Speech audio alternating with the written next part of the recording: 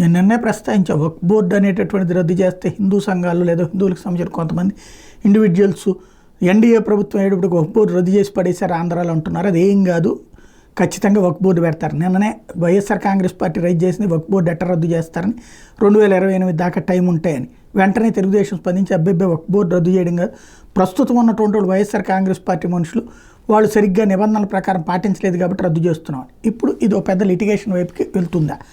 యాక్చువల్గా కోర్టులో కేసులు ఉన్నాయి, వక్ఫ్ బోర్డు చైర్మన్ నియమించకుండా ఆగినటువంటి సందర్భం ఉంది.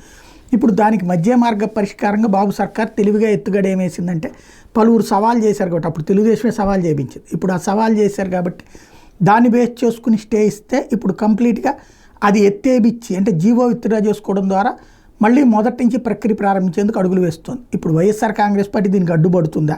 కొత్త వక్ఫ్ బోర్డుకి ఇప్పుడు ఎవరైతే ఈ పదవులు కోల్పోతారో వక్ఫ్ బోర్డు వాళ్ళు కోర్టులో కేసేస్తే కనుక మళ్ళీ ఇది ఆగిపోయేటటువంటి పరిస్థితి ఉంటుంది. మహిళా కమిషను, వక్ఫ్ బోర్డు, సమాచార కమిషనర్లు ఇట్లాంటిది రాజ్యాంగబద్ధంగా ఉండేటటువంటి పోస్టులు అది తీసేయాలంటే కనుక దానికి చాలా తతంగా ఉంటుంది. అది జరపకపోతే దెబ్బ ఏం జరుగుతుందో చూద్దాం.